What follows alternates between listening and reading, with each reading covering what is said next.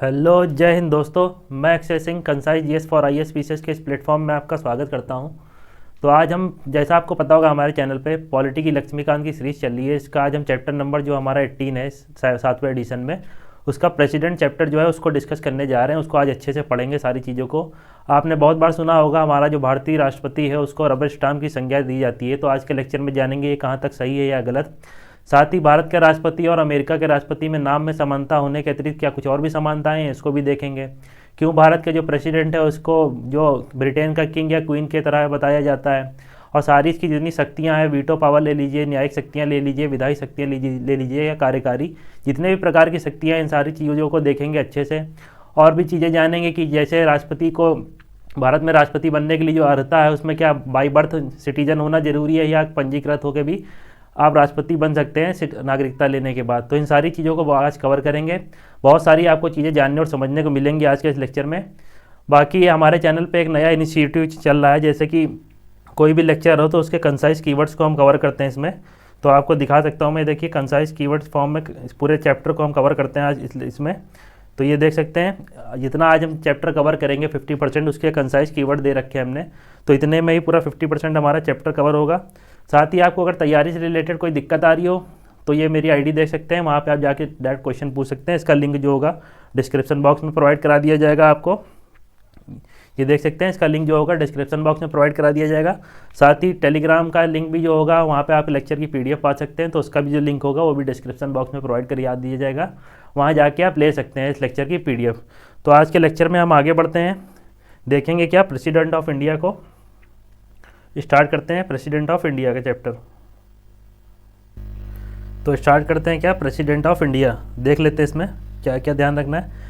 जैसा कि पहले इसमें लाइन में दिया गया है, क्या भारत के संविधान का कौन सा भाग 5 ध्यान रखिएगा, और अनुच्छेद 52 से 78 तक क्या दिया है, संघ की कार्यपालिका का वर्णन किया गया है। तो संघ की कार्यपालिका का वर्णन पूछे पेपर में आपसे कि कहाँ पे किया गया है, तो भाग 5 में किया गया और अनुच्छेद 52 से 78 तक का संघ की कार्यपालिका का वर्णन किया गया है। तो ये चीज़ ध्यान रखिएगा। और संघ की कार्यपालिका जो होती है उसमें कौन कौन होते हैं, तो संघ की कार्यपालिका में आते हैं राष्ट्रपति आते हैं, ध्यान रखिएगा। एग्जीक्यूटिव की बात चल रही, ना कि उसकी लेजिस्लेचर की। तो एग्जीक्यूटिव में कौन कौन आता है ये चीज़ ध्यान रखिएगा। राष्ट्रपति आएंगे, उपराष्ट्रपति आएंगे, प्रधानमंत्री आएंगे, मंत्रिमंडल आएगा उनका, महान्यायवादी आएंगे, और साथ ही यहाँ पे गलत दिया एक चीज़ और नहीं दी है, कैग भी जोड़ लीजिएगा। तो ये कैग आएगा, महान्यायवादी, मंत्रिमंडल, प्रधानमंत्री, उपराष्ट्रपति और राष्ट्रपति, ये किस में आते हैं, तो ये हमारी संघ की कार्यपालिका में आते हैं। इतनी चीज़ ध्यान रखिएगा।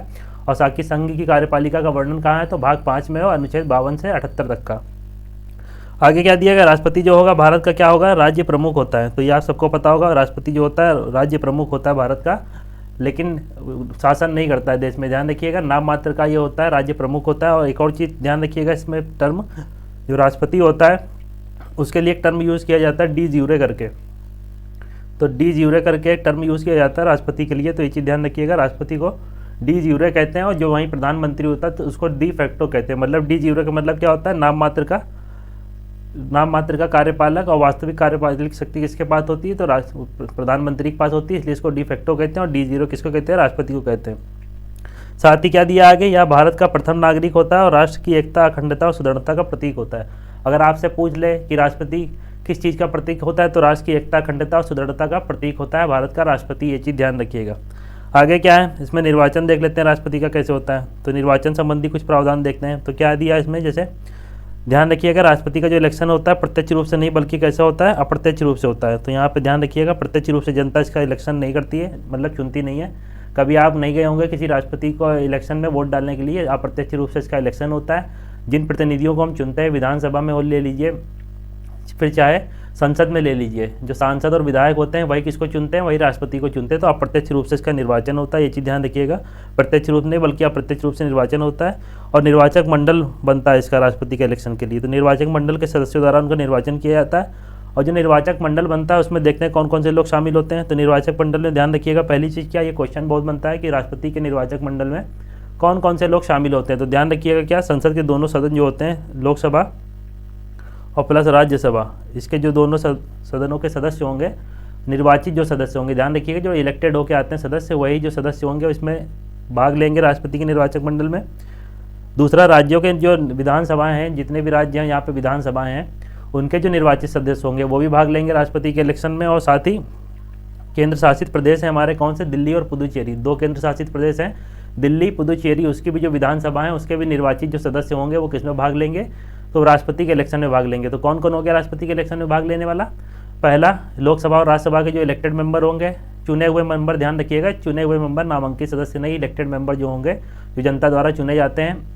और साथ ही जो राज्यसभा में इनडायरेक्ट इलेक्शन होता है विधानसभाओं के विधायकों द्वारा, तो जो भी ये चुने जाते हैं इलेक्टेड मेंबर, साथ ही राज्यों की जो विधानसभा है उनके इलेक्टेड मेंबर, और दिल्ली पुदुचेरी 2 केंद्र शासित प्रदेश हैं उनके इलेक्टेड मेंबर जो होंगे वो किसमें, राष्ट्रपति के निर्वाचक मंडल का भाग होते हैं और वही राष्ट्रपति के चुनाव में भाग लेते हैं। तो ये दिया इसमें, ये चीज़ ध्यान रखिएगा। आगे क्या दिया गया है, इस प्रकार यहाँ ध्यान देने वाली बात कौन सी है, जितने भी मनोनीत सदस्य होंगे, राज्य विधानसभा के मनोनीत सदस्य हो जाएं, चाहे लोकसभा राज्यसभा के मनोनीत सदस्य हो जाएं। खैर अब तो लोकसभा में मनोनीत सदस्य नहीं होते हैं, 104वां कॉन्स्टिट्यूशनल अमेंडमेंट हुआ था, उसके द्वारा जो 2 मेंबर का जो एंग्लो इंडियन 2 राष्ट्रपति द्वारा मनोनीत किए जाते थे उनको हटा दिया गया है उसका प्रावधान, तो ये ध्यान रखिएगा। तो अब दोनों सभाओं के जो मनोनीत मेंबर हैं वो भाग नहीं लेंगे, जो राज्यसभा में 12 होते हैं और लोकसभा में हटा दिया गया 104वें कॉन्स्टिट्यूशनल अमेंडमेंट द्वारा।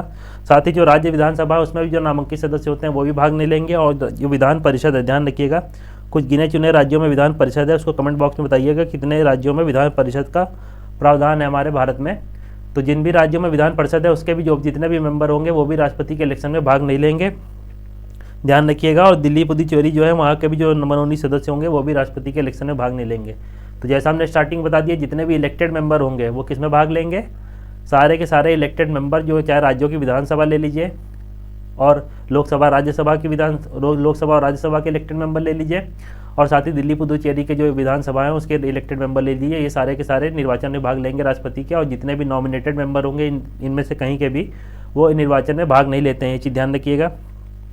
आगे क्या लिखा है, अगर कोई सभा विघटित हो जाती है, मतलब कोई भी सभा विघटित हो जाती है तो उसका जो सदस्य होंगे राष्ट्रपति के निर्वाचन में भाग नहीं लेंगे। मतलब अगर सभा विघटित हो जाएगी तो वो संसद में बचेंगे नहीं या विधानसभा में बचेंगे नहीं, तो उसके जो सदस्य होते हैं वो क्या भाग नहीं लेंगे राष्ट्रपति के इलेक्शन में।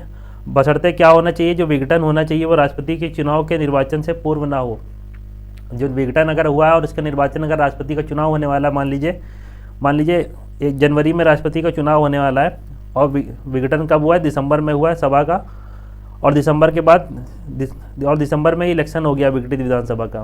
तो जो अगर विघटन जिस भी विधानसभा या लोकसभा का विघटन हुआ है उसका अगर विघटन राष्ट्रपति के इलेक्शन से पहले उसका निर्वाचन भी हो जाता है उस विधानसभा का, तो वह मेंबर भाग ले सकते हैं। लेकिन अगर राष्ट्रपति के चुनाव के समय उस जो सभा है उसका विघटन होता है तो उसके मेंबर जो होंगे वो भाग नहीं लेंगे इलेक्शन में, यही चीज़ बता रहा है इसमें। साथ ही आगे क्या दिया गया, या संविधान में यह प्रावधान है कि राष्ट्रपति के निर्वाचन में विभिन्न राज्यों के प्रतिनिधित्व को समान रूप हो, साथ ही राज्यों तथा संघ के मध्य भी समानता हो।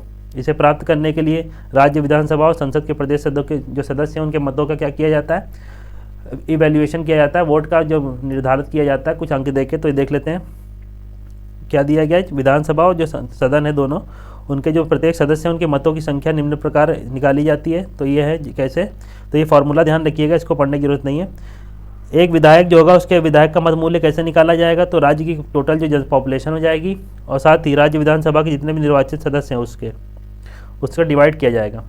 मान लीजिए एक एग्जाम्पल ले लेते हैं, मान लीजिए राज्य की पॉपुलेशन 10 लाख है और वहाँ पे मेंबर कितने हैं, 5 हैं, तो उसको डिवाइड किया जाएगा और जो वैल्यू निकल के आएगी वो उस राज्य के जो उस राज्य का वो होगा, क्या कहते हैं, विधानसभा, उस और विधायक का एक मूल्य होगा मत का। तो ये चीज़ ध्यान रखिएगा, इस हिसाब से देख लीजिएगा। जो डिवाइड कर दिया जाता है टोटल पॉपुलेशन को, टोटल जो मेंबर होते हैं उस राज्य की विधानसभा के, उससे डिवाइड करके क्या निकाला जाता है, उस राज्य के विधायक का मूल्य निकाला जाता है, मत का मूल्य। तो ध्यान रखिएगा, तो ये फॉर्मूला दिया गया, डिवाइड किया जाएगा, फिर 1000 से गुणा किया जाएगा, फिर उस विधायक का जो होगा, राज्य के विधायक, उसका मत मूल्य निकाला जाएगा। और संसद जो है उसके प्रत्येक सदन के निर्वाचित सदस्यों के मतों की संख्या और सभी राज्यों के विधायकों की संख्या। तो संसद के सदस्यों की मतों का मूल्य कैसे निकाला जाता है, तो ये देख सकते हैं यहाँ पे, संसद सदस्य जो है उनके मतों का मूल्य कैसे निकाला जाता है। तो हमने ये देख लिया पहले, क्या राज्य के जो विधायक हैं उनके मत का मूल्य क्या हो गया, पॉपुलेशन हो गई टोटल, डिवाइड बाई जितने मेंबर हैं उस राज्य में, मेंबर हो गए, और क्या किया जाता है, 1000 से गुणा किया जाता है। तो ये चीज़ ध्यान रखिएगा। और अगर सांसद के मतों का मूल्य निकालना है, संसद के सदस्य हैं या सांसद उनको कहते हैं, उनके मतों का मूल्य निकालना है, तो जितना भी क्या निकला है देख सकते हैं, जितने भी सारे राज्य जितने हैं भारत में जो भी इलेक्शन में पार्टिसिपेट करते हैं राष्ट्रपति के, जितने भी विधानसभाएं हैं, जो भी इलेक्शन में पार्टिसिपेट करते हैं राष्ट्रपति के, उनके जो टोटल मूल्य जोड़ लिया जाएगा पूरे राज्यों का, और प्लस जो संसद में निर्वाचित सदस्यों की संख्या है, जितनी भी निर्वाचित सदस्य होते हैं हमारे संसद में, उनसे डिवाइड कर दिया जाता है। तो टोटल जितने भी राज्य हैं उनके विधायकों का मत मूल्य को जोड़ लिया जाता है और डिवाइड कर दिया जाता है किससे, तो जितने भी निर्वाचित सदस्य हैं हमारे कहाँ के, संसद के, उनसे डिवाइड करके निकल आता है एक सांसद के मत का मूल्य। तो यही दिया गया है इसमें, ध्यान रखिएगा। साथ ही क्या होता है, राष्ट्रपति का चुनाव कैसे होता है, तो एक ध्यान ये याद कर लीजिएगा, राष्ट्रपति का चुनाव के लिए एक पद्धति का यूज़ होता है। कौन सी? अनुपातिक चुनाव की पद्धति होती है। तो इसका नाम ध्यान रखिएगा, अनुपातिक प्रतिनिधित्व के अनुसार एकल संक्रमणी मत और गुप्त मतदान द्वारा। तो ध्यान क्या रखना है, राष्ट्रपति के चुनाव के लिए जो यूज़ होता है पद्धति जो यूज़ होती है, अनुपातिक प्रतिनिधित्व के अनुसार एकल संक्रमणी मत और गुप्त मतदान, इसको जरूर ध्यान रखिएगा। एज इट इज क्वेश्चन पूछा जाता है पेपर में बहुत बार। और साथ ही अगर विधायकों और सांसदों के मत का मूल्य निकालना का फॉर्मूला भी ध्यान रख लीजिएगा, ये भी क्वेश्चन बन जाता है कभी कभी। तो ठीक है, तो ध्यान क्या क्या रखना है, पद्धति ध्यान रखनी है, अनुपातिक प्रतिनिधित्व प्रणाली है और एकल संक्रमणी मत पद्धति के अनुसार गुप्त मतदान भी ध्यान रखिएगा, गुप्त मतदान भी पूछा जाता है। तो इसके अनुसार क्या होता है, राष्ट्रपति का इलेक्शन होता है और अप्रत्यक्ष तौर पर होता है, और जो भाग लेते हैं वो भी हमने देख लिया, और मत मूल्य कैसे निकाला जाता है उस चीज़ों को भी हमने देख लिया। आगे क्या दिया गया, यदि किसी उम्मीदवार को राष्ट्रपति के चुनाव में निर्वाचित होने के लिए मतों के एक निश्चित भाग प्राप्त करना होता है, जो भी उम्मीदवार खड़ा होता है राष्ट्रपति के इलेक्शन में उसको एक निश्चित मत प्राप्त करना होता है, मतलब 50% + 1। तो 50% + 1 प्राप्त करके कोई भी जो उम्मीदवार होगा वो राष्ट्रपति बन जाता है। तो यही इसमें दिया गया है, निश्चित मतों का मूल्य प्राप्त करना होता है। मतों का निश्चित जो भाग है वो क्या करना है, कुल वैध मतों का निर्वाचित होने वाले कुल उम्मीदवार जो होंगे उनकी संख्या में एक जोड़कर प्राप्त किया जाता है। ये फॉर्मूला दिया गया है, जो टोटल अगर इन सारे जो प्रेफरेंस भरी जाती है उनका जो निकाल लिया जाता है, उसके बाद डिवाइड करके जो मत मूल्य है उसका निकाला जाता है। जो जीतने वाला उम्मीदवार होता है उसमें क्या किया जाता है, कुल वैध मत यहाँ पे जोड़ दिए जाते हैं सबके, सांसद और विधायक के, और +2 डिवाइड बाई 2 और +1 करके निकाल लिया जाता है। आगे दिया गया, निर्वाचक मंडल के प्रत्येक सदस्य जो है उसको केवल एक मतपत्र दिया जाता है और उसमें वो प्रेफरेंस बढ़ता है। मतदाता क्या करता है, उम्मीदवारों के नाम के आगे वरीयता या प्रेफरेंस के तौर पर उसको अंकित करनी होती है। मान लीजिए, जैसे एक एग्जांपल ले लीजिए, समझ में ना आ रहा आपको, तो जैसे मान लीजिए 4 कैंडिडेट खड़े हुए हैं, 1 2 3 4, तो ये 4 कैंडिडेट मान लीजिए खड़े हुए हैं और ये प्रेफरेंस है, ABCD के हिसाब से आप प्रेफरेंस भर सकते हैं। तो ये प्रथम वरीयता मान लीजिए 2 कैंडिडेट ने, ये जो वोटर हैं, सॉरी यहाँ ध्यान रखिएगा, 4 प्रकार के वोटर मान लीजिए, 4 वोटर हैं और ये 3 प्रकार के कैंडिडेट हैं ABC। तो ये जो वोटर हैं उनने मान लीजिए वो वरीयता दी जाती है, पहली दूसरी तीसरी हिसाब से प्रेफरेंस भरी जाती है फॉर्म में, एक फॉर्म दिया जाता है मतपत्र, उसमें प्रेफरेंस भर के उनको दिया जाता है। तो मान लीजिए इन 2 उम्मीदवारों ने पहली प्रेफरेंस किसको दी, A को दी, और दूसरी प्रेफरेंस किसको दी इन लोग ने, तो B को दी। तो दूसरी प्रेफरेंस B को दी और पहली प्रेफरेंस A को, और बाकी तीसरे ने क्या प्रेफरेंस दी, पहली C को, और चौथे ने जो प्रेफरेंस दी B को। तो यहाँ पे देखिए जो ये 2 हैं, इन दोनों ने क्या किया, ये प्रेफरेंस दोनों ने पहली वरीयता किसको दी, तो A को दी। तो इस हिसाब से A कौन हो जाएगा, इसमें विजयी हो जाएगा। तो इतनी चीज़ ध्यान रखिएगा। अगर ना समझ में आ रहा हो तो इसको ज़्यादा समझने की कोशिश भी ना करिएगा, एक बार रट लीजिएगा। ऐसा कोई क्वेश्चन बनता नहीं है कि किस हिसाब से कैसे निकाला जाता है, जो भी फॉर्मेट है। अगर ध्यान हो तो, अगर समझ में आ रहा तो ठीक है, वरना इसको रट लीजिएगा, ज़्यादा टेंशन ना लीजिएगा रटने की, समझने की इसको। बाकी किसी दिन इस पर एक सेपरेट लेक्चर ले लेंगे और अच्छे से समझा देंगे कि राष्ट्रपति के इलेक्शन में जो प्रेफरेंस भरी जाती है वो किस हिसाब से भरी जाती है और कैसे चुना जाता है राष्ट्रपति, सारी प्रक्रिया को अच्छे से समझ लेंगे। आगे क्या दिया है, प्रथम चरण में वही प्रथम वरीयता वाले मतों की गणना होती है, जैसे हमने बता दिया है। प्रथम वरीयता के जो मत हैं AA, इसकी गणना हो जाएगी, और यदि उम्मीदवार निर्धारित मत प्राप्त कर लेता है तो वो क्या हो जाता है, निर्वाचित घोषित हो जाएगा, और अन्यथा मतों का स्थानांतरण किया जाता है। उसके बाद जो प्रेफरेंस होती है, जो दूसरी प्रेफरेंस होती है, उसको स्थानांतरित कर दिया जाता है मतों को। तो वही आगे दिया है। तो इतनी चीज़ें पढ़ लीजिएगा अपने मन से, कोई ज़रूरी नहीं है इसको पढ़ना, एग्जाम पॉइंट ऑफ व्यू से भी जितना चीज़ें समझनी थी इलेक्शन में राष्ट्रपति के वो हमने समझ ली। आगे इसमें बता रखा है कि राष्ट्रपति के चुनाव से संबंधित सभी विवाद जो होते हैं, ये लाइन ध्यान रखिएगा, राष्ट्रपति के इलेक्शन से जितने भी विवाद होते हैं चुनाव से संबंधित, उसका अंतिम फैसला कौन करता है, तो उसका अंतिम फैसला करता है सुप्रीम कोर्ट। तो ध्यान रखिएगा, क्या राष्ट्रपति के चुनाव से संबंधित चीज़ें, पहली चीज़ निर्वाचक मंडल होता है। निर्वाचक मंडल में कौन कौन, सभी इलेक्टेड मेंबर होते हैं, लोकसभा राज्यसभा के, राज्यों की विधानसभाओं के इलेक्टेड मेंबर, दिल्ली पुदुचेरी के इलेक्टेड मेंबर। और यहाँ ध्यान रखने वाली बात क्या है कि जितने भी नॉमिनेटेड मेंबर होंगे, चाहे लोकसभा हो जाए चाहे राज्यसभा हो जाए, उसके जो जितने भी इलेक्टेड मेंबर होंगे वो, इलेक्टेड कह रहे हैं, जितने भी नॉमिनेटेड मेंबर होंगे वो इस पर भाग नहीं लेंगे राष्ट्रपति के इलेक्शन में। फिर चाहे दिल्ली पुदुचेरी के नॉमिनेटेड मेंबर हो, राज्यों की विधानसभा में नॉमिनेटेड मेंबर हो, या लोकसभा राज्यसभा के नॉमिनेटेड मेंबर हो। उसके बाद जो राष्ट्रपति है उसका इलेक्शन अप्रत्यक्ष तौर पर होता है और एकल संक्रमणीय मत पद्धति के अनुसार, अनुपातिक प्रतिनिधित्व प्रणाली के अनुसार और गुप्त मतदान। तो ये लाइन ध्यान रखिएगा, अनुपातिक प्रतिनिधित्व के अनुसार, एकल संक्रमणीय मत पद्धति से और गुप्त मतदान के माध्यम से इसका इलेक्शन होता है। ये एक प्रक्रिया है जिसमें राष्ट्रपति का इलेक्शन किया जाता है और बाकी जो सांसद और विधायक हैं उनके जो मत मूल्य हैं वो कैसे निकाले जाते हैं उनको भी हमने समझ लिया। और जो अंतिम निर्णय होता है चुनाव से संबंधित वो कौन लेता है, तो सुप्रीम कोर्ट लेता है। इतनी चीज़ इसमें ध्यान रखिएगा। बाकी ये लिस्ट दे रखी है, इसको आप पढ़ लीजिएगा जब मैं PDF अपलोड करूँ। ये फिर कभी कभी आ जाता है सीक्वेंस में लगाने के लिए कि राष्ट्रपति का कार्यकाल दे दिया जाता है और उसको मिलाने के लिए दिया जाता है। तो ये पूरा मैं PDF अपलोड करूँगा, तो वहाँ पर इसको पढ़ लीजिएगा। आगे क्या दिया गया है, राष्ट्रपति का जो चुनाव होगा उसको इस आधार पर चुनौती नहीं दी जा सकती कि निर्वाचक मंडल जो है वो पूरा नहीं है। तो इस आधार पर इसको चुनौती नहीं दी जा सकती। ध्यान रखिएगा कि निर्वाचक मंडल पूरा नहीं है। निर्वाचक मंडल के किसी सदस्य का पद रिक्त होने पर अगर मतलब मान लीजिए कोई निर्वाचक मंडल का सदस्य है, चाहे संसद में हो चाहे राज्य की विधानसभा में हो, और उस समय क्या है वो उसका पद रिक्त है, तो उस आधार पर राष्ट्रपति का जो इलेक्शन होगा उसको चुनौती नहीं दी जा सकती। इतनी चीज़ ध्यान में रखिएगा। यदि उच्चतम न्यायालय द्वारा किसी व्यक्ति के राष्ट्रपति के रूप में नियुक्ति को अवैध घोषित किया जाता है तो क्या होगा, ध्यान रखिएगा क्या है, अगर कोई राष्ट्रपति बन जाता है और राष्ट्रपति बन के कोई काम कर देता है और उसके बाद अगर सुप्रीम कोर्ट में उसका फैसला होता है कि अवैध रूप से राष्ट्रपति बनाए, उसका जो मतलब क्या है उसका निर्वाचन जो है अवैध घोषित कर दिया जाता है, तो उसके बाद क्या होगा, जो राष्ट्रपति कार्य कर चुका है उनके कार्यों को उस कार्य मतलब जो किए गए हैं उसके द्वारा वो वैसे ही कि वैसे बने रहेंगे, उनको रद्द नहीं किया जाएगा। तो यही चीज़ लिखी इसमें क्या कि नियुक्ति को अवैध घोषित नहीं किया जाएगा। उच्चतम न्यायालय की घोषणा के पूर्व द्वारा किए गए जितने भी कार्य हैं उनको अवैध नहीं माना जाएगा और प्रभावी बने रहेंगे वो। साथ ही क्या दिया है, संविधान सभा के कुछ सदस्यों ने अप्रत्यक्ष चुनाव व्यवस्था की आलोचना की थी और राष्ट्रपति के चुनाव का अलोकतांत्रिक बताया और प्रत्यक्ष चुनाव का प्रस्ताव किया। हालांकि संविधान निर्माता ने अप्रत्यक्ष चुनाव का मतलब जो अप्रत्यक्ष विधि रखी है राष्ट्रपति के इलेक्शन की, तो उसके संबंध में कुछ कारण बताए हैं किस लिए राष्ट्रपति का जो इलेक्शन है अप्रत्यक्ष रूप से किया जाता है। तो देख लेते हैं। राष्ट्रपति का अप्रत्यक्ष चुनाव जो है संविधान ने परिकल्पित सरकार की संसदीय व्यवस्था के साथ सद्भाव रखता है। इस व्यवस्था में क्या होता है, राष्ट्रपति केवल नाम मात्र का कार्यकारी होता है और मुख्य शक्तियाँ किसके पास होती हैं, तो प्रधानमंत्री के नेतृत्व वाली मंत्रिपरिषद के अंतर्गत के पास मुख्य शक्तियाँ होती हैं। तो ये चीज़ ध्यान रखिएगा। यह एक अव्यवस्था होती यदि राष्ट्रपति प्रत्यक्ष चुनाव होता और उसे वास्तविक शक्तियाँ न दी जाती। तो इसीलिए ध्यान रखिएगा अप्रत्यक्ष चुनाव इसका किस लिए किया जाता है, क्योंकि राष्ट्रपति जो है हमारा वो नाम मात्र का है, उसको वास्तविक शक्तियाँ दी नहीं जाती हैं, इसलिए उसका अप्रत्यक्ष चुनाव किया जाता है। अगर प्रत्यक्ष चुनाव किया जाता और उसको वास्तविक शक्तियाँ ना दी जाती तो एक हर्डल मतलब एक टसल टाइप की हो सकती थी प्रधानमंत्री और राष्ट्रपति के बीच। तो वही इसमें बता रहा है। दूसरा क्या है, एक विस्तृत निर्वाचक गुण को देखते हुए राष्ट्रपति का प्रत्यक्ष चुनाव अत्यधिक खर्चीला होता और समय व ऊर्जा का भी अपव्यय होता।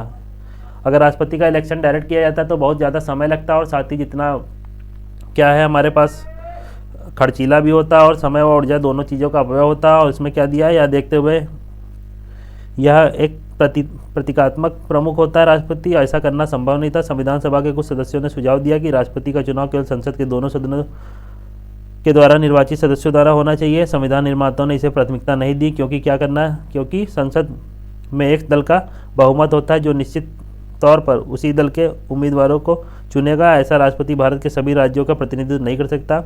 वर्तमान व्यवस्था में राष्ट्रपति संघ तथा सभी राज्य का समान प्रतिनिधित्व करता है। तो जो कुछ संविधान सभा में कुछ सदस्य हैं तो उन्होंने कहा था कि राष्ट्रपति का जो अप्रत्यक्ष इलेक्शन होना है वो भी सिर्फ किससे होना चाहिए, तो लोकसभा राज्यसभा से होना चाहिए। लेकिन कुछ अन्य सदस्यों ने तर्क दिया, क्या तर्क दिया कि जो हमारी उसमें संसद है उसमें जो सरकार होती है उसी का बहुमत होता है, तो इस प्रकार जो राष्ट्रपति बनेगा वो क्या होगा, पूरे संपूर्ण देश का प्रतिनिधित्व नहीं करेगा। तो इसी आधार पर क्या किया गया, जितनी भी राज्यों की विधानसभा हैं उनके मेंबर को भी राष्ट्रपति के इलेक्शन में आमंत्रित किया गया, मतलब जोड़ा गया। तो वही इसमें बताया जा रहा है कि इससे क्या हो कि संपूर्ण भारत का प्रतिनिधित्व कर सके राष्ट्रपति और किसी एक दल का उम्मीदवार ना हो। तो यही इसमें बता रहा है। इसके अतिरिक्त संविधान सभा में यह कहा गया कि राष्ट्रपति के चुनाव में अनुपातिक प्रतिनिधित्व शब्द का प्रयोग गलत है। अनुपातिक प्रतिनिधित्व का प्रयोग 2 या अधिक स्थान भरने में होता है। राष्ट्रपति के मामले में पद केवल एक ही है और बेहतर होता है कि इसे प्राथमिक अथवा वैकल्पिक व्यवस्था कहा जाता। इस प्रकार एकल संक्रमणीय मत के अर्थ को इसी आधार पर आलोचना की गई है कि किसी मतदाता का एक मत ना होकर बहुसंख्यक होता है। तो ये चीज़ ध्यान रखिएगा।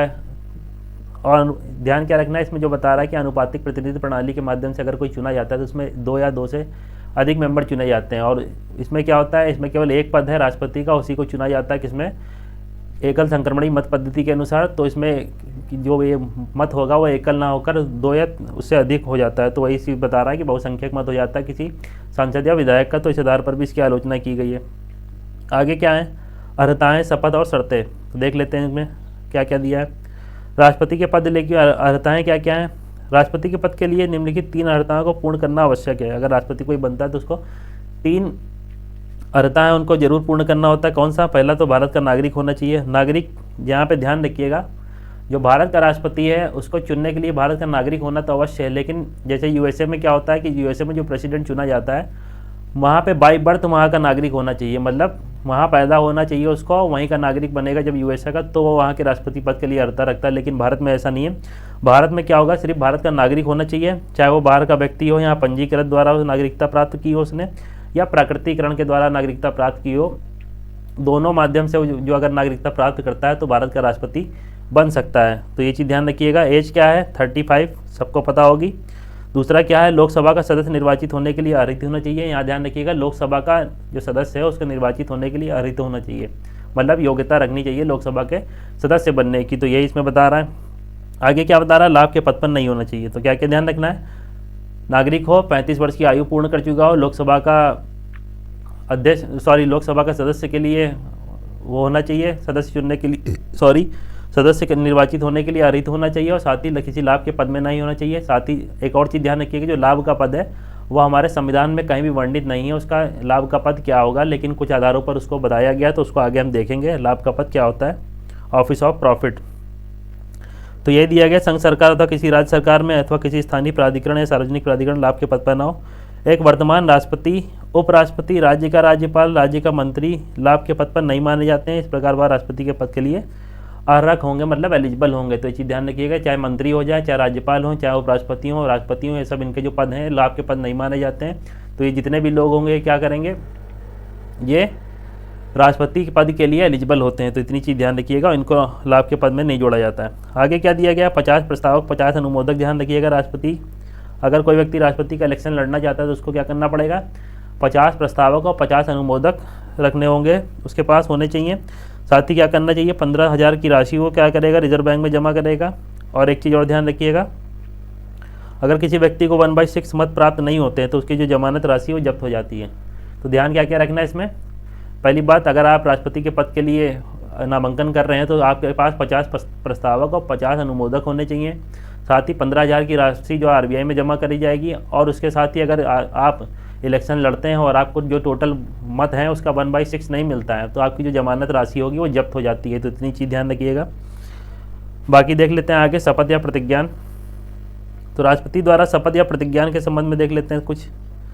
राष्ट्रपति पद ग्रहण करने से पूर्व शपथ या प्रतिज्ञान लेता है, और राष्ट्रपति शपथ में क्या करता है, बताता है, श्रद्धापूर्वक राष्ट्रपति पद का कार्य पालन करूंगा, संविधान और विधि का परिरक्षण, संरक्षण और प्रतिरक्षण करूंगा। ये ध्यान रखिएगा, ये क्वेश्चन बन जाता है, क्या विधि का परिरक्षण, संरक्षण और प्रतिरक्षण करूंगा, ये किसकी शपथ है, तो ये भारत के राष्ट्रपति की शपथ है। इतनी चीज़ ध्यान रखिएगा।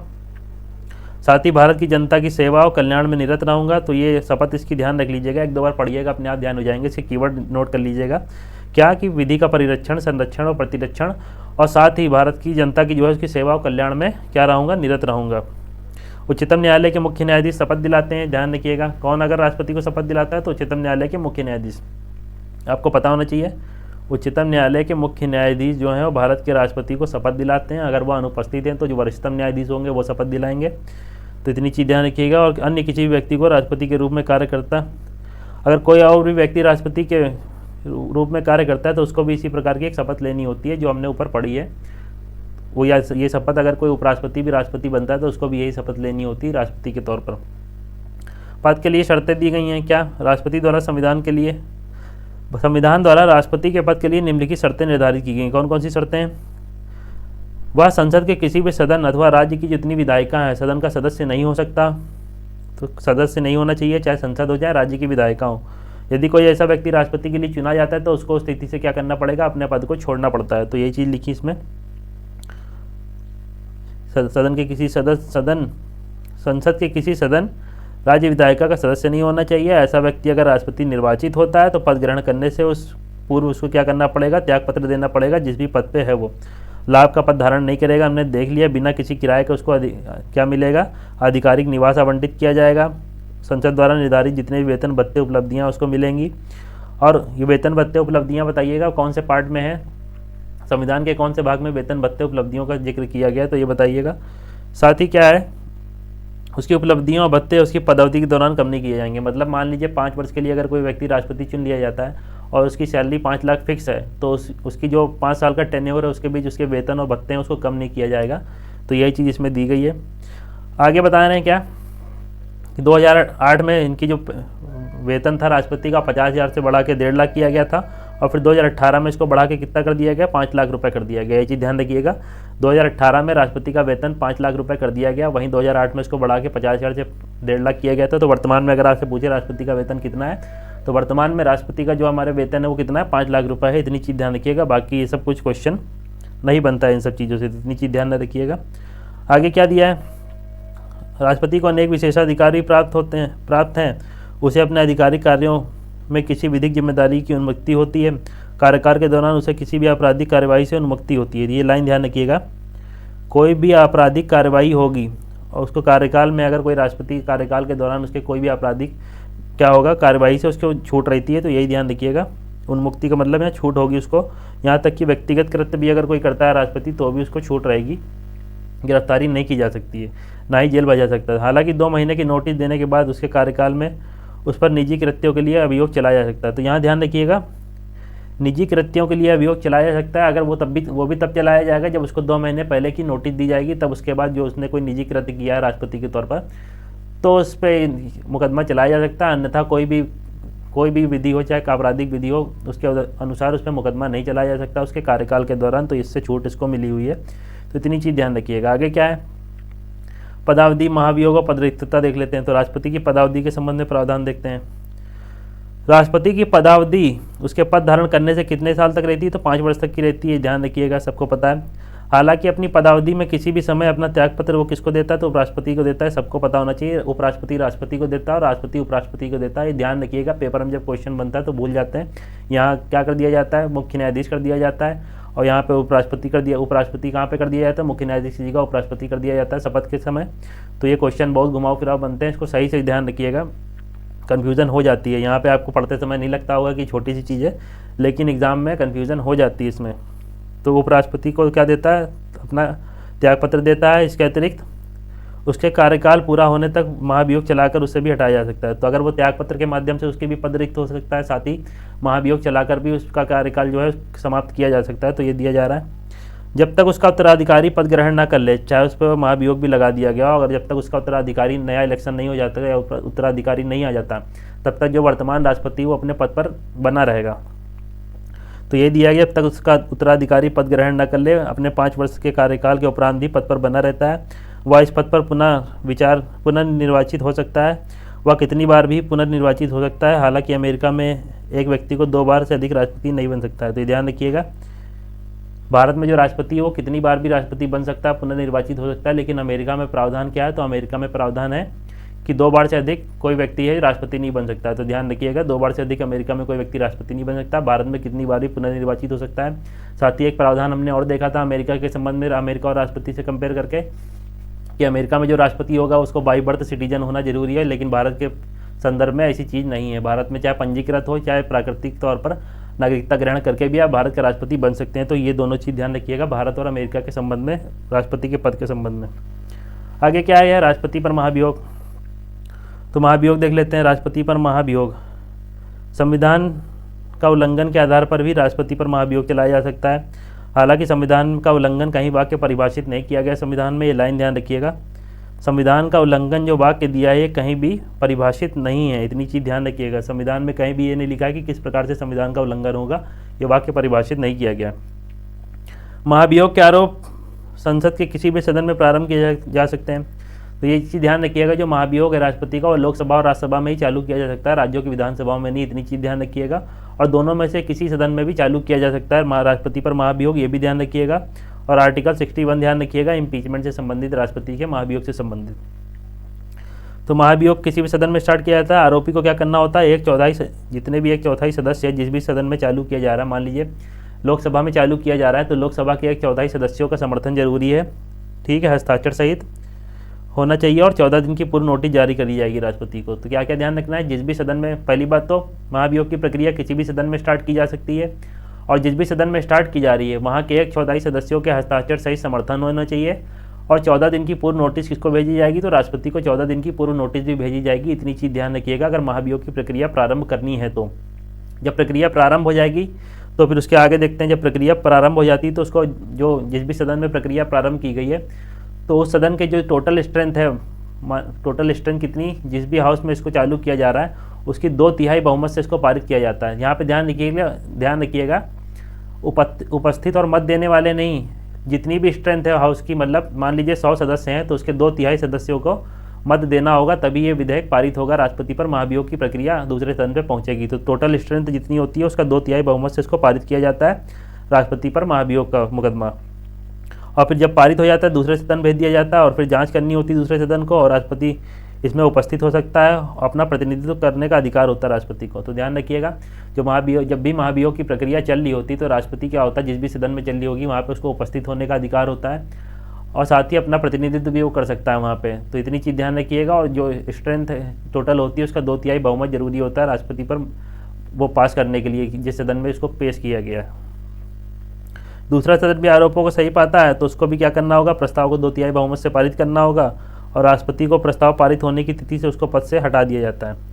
तो इस प्रकार राष्ट्रपति पर जो महाभियोग है वो संसद की क्या है, किस प्रकार की एक अर्धन्यायिक प्रक्रिया है। तो ये ध्यान रखिएगा कीवर्ड, महाभियोग की प्रक्रिया कैसी प्रक्रिया है, तो अर्धन्यायिक प्रक्रिया है, ये चीज़ ध्यान रखिएगा।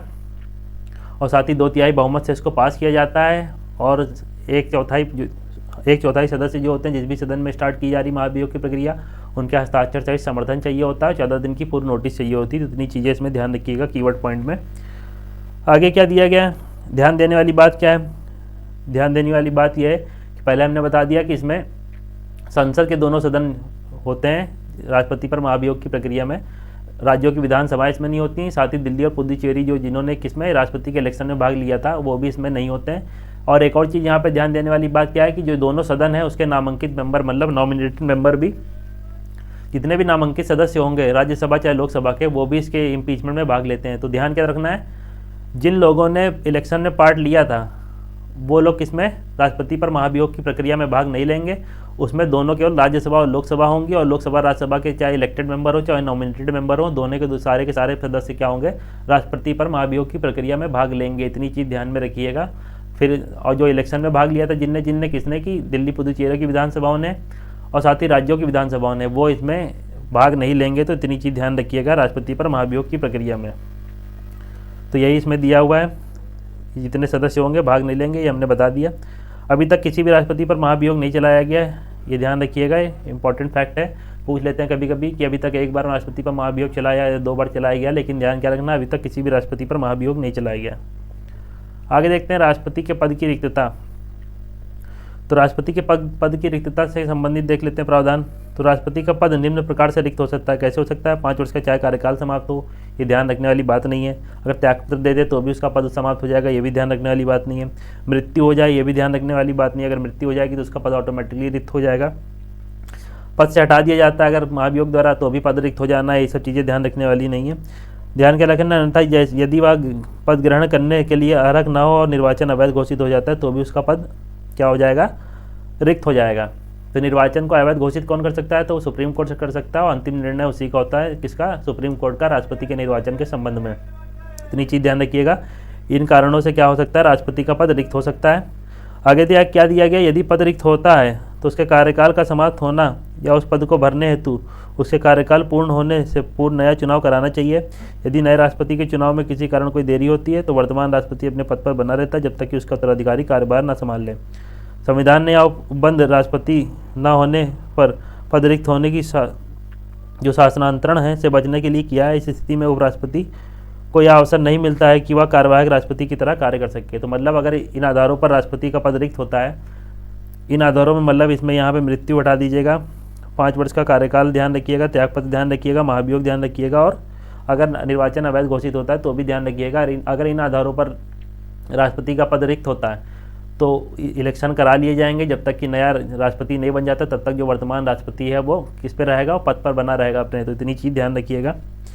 आगे क्या दिया गया, यदि उसका पद किससे मृत्यु, त्यागपत्र, निष्कासन अन्यथा किसी कारण से रिक्त होता है तो नए राष्ट्रपति का चुनाव क्या होगा, पद रिक्त की तिथि से 6 महीने के भीतर कराना चाहिए। और नया राष्ट्रपति जो निर्वाचित होकर आएगा वो 5 वर्ष तक के अपने पद पर बना रहेगा, ना कि बचे समय तक। ध्यान रखना है, मान लीजिए कोई राष्ट्रपति अभी वर्तमान समय में है और उनका इन कारणों से पद रिक्त हो जाता है, अगर उनको निष्कासन कर दिया जाता है या वो त्याग पत्र देते हैं या मृत्यु हो जाती है उनकी और उनका पद रिक्त हो जाता है, तो उनका 5 साल के कार्यकाल में मान लीजिए उन्होंने 2 साल का कार्यकाल पूरा कर लिया अपना और अब पद रिक्त होता है, जो नया राष्ट्रपति बन के आएगा वो क्या होगा, तो वर्तमान जो राष्ट्रपति अब बन के आएगा नया इलेक्शन के तहत, तो फिर से 5 साल का टेन्योर पूरा करेगा। तो इतनी चीज़ ध्यान रखिएगा, फिर से 5 साल का टेन्योर पूरा करेगा, ना कि बचे हुए 3 साल का। तो ये चीज़ लाइन ध्यान में रखिएगा।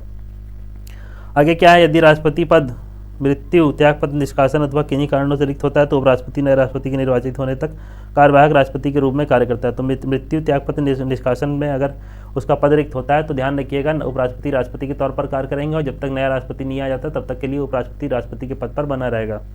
तो यही चीज़ दे रखी है। राष्ट्रपति उसके पुनः पद ग्रहण कर, ये इतनी चीज़ ध्यान रखनी है। यदि उपराष्ट्रपति का पद रिक्त होता है तो भारत के मुख्य न्यायाधीश, आपको पता होगा अगर राष्ट्रपति का पद खाली होता है तो उपराष्ट्रपति बनता है राष्ट्रपति, और यदि उपराष्ट्रपति भी नहीं तो उस समय कौन बनेगा, जो मुख्य न्यायाधीश होगा भारत का वो बनेगा राष्ट्रपति के तौर पर, वो कार्य करेगा। हिदायतुल्लाह अभी तक एक बार बन चुके हैं राष्ट्रपति के तौर पर, ये भी फैक्ट ध्यान रखिएगा। हिदायतुल्लाह भी एक बार राष्ट्रपति बन चुके हैं, एकमात्र मुख्य न्यायाधीश है जो राष्ट्रपति के तौर पर जिन्होंने कार्य किया है। तो ये दिया गया, किसी भी पद रिक्त होने पर उच्चतम न्यायालय के कार्यवाहक राष्ट्रपति के रूप में कार्य करेगा और जितने भी कर्तव्य हैं राष्ट्रपति को उनका निर्वहन करेगा।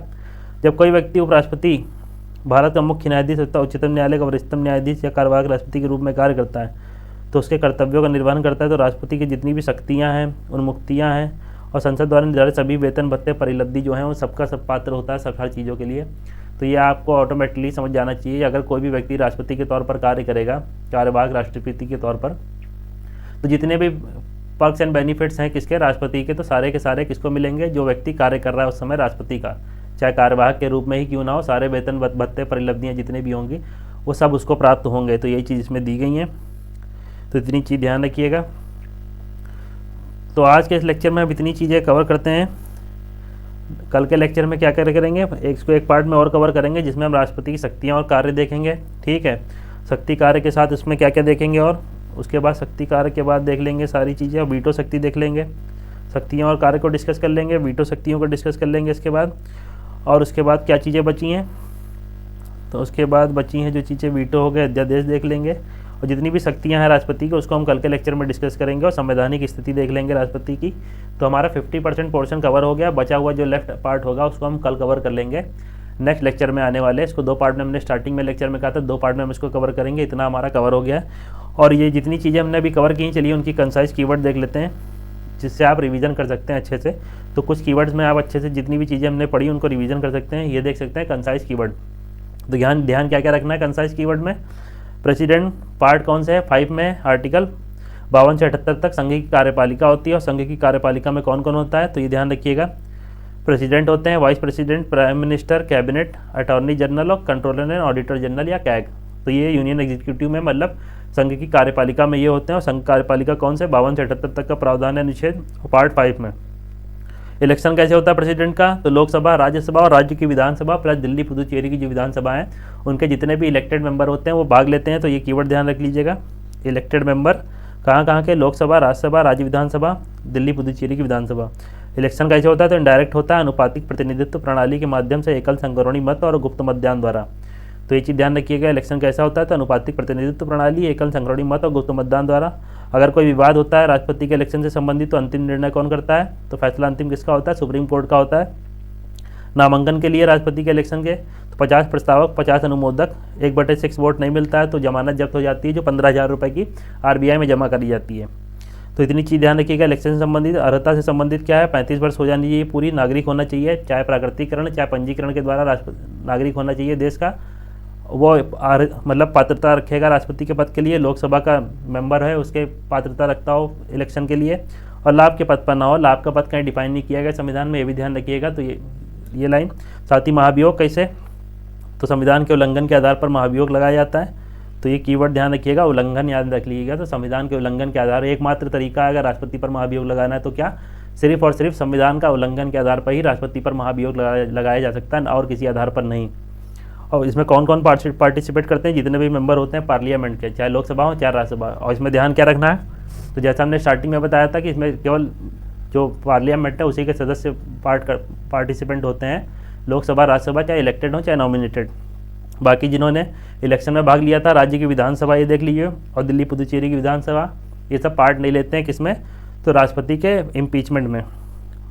14 दिन का प्रायर नोटिस जारी किया जाता है और 1/4 मेंबर जिस भी हाउस में जो इम्पीचमेंट या महाभियोग चलाया जाना है उस हाउस के 1/4 मेंबर का हस्ताक्षर सहित समर्थन चाहिए होता है और 14 दिन का नोटिस चाहिए होता है। 14 दिन का पूरा नोटिस राष्ट्रपति को दिया जाना चाहिए। और पास कैसे किया जाता है राष्ट्रपति पर महाभियोग, तो 2/3 मेजोरिटी ऑफ द हाउस जो होती है, जो भी उस सदन है उसके 2/3 मेंबर द्वारा ये प्रस्ताव पारित किया जाता है। तो इतनी चीज़ ध्यान रखिएगा। और ये प्रक्रिया कैसी है महाभियोग की प्रक्रिया, तो अर्धन्यायिक प्रक्रिया है। तो इतने कीवर्ड ध्यान रखिएगा, जितना हमने पढ़ा ये पूरा क्रक्स है उसका, इसको अच्छे से ध्यान रखिएगा। इनसे क्वेश्चन बहुत सारे बनते हैं एग्जाम में, इसलिए मैंने लिखा दिए हैं। बाकी एक बार लेक्चर और देख लीजिएगा, अच्छे से आपको सारी चीज़ें यहाँ तक की कवर हो जाएंगी।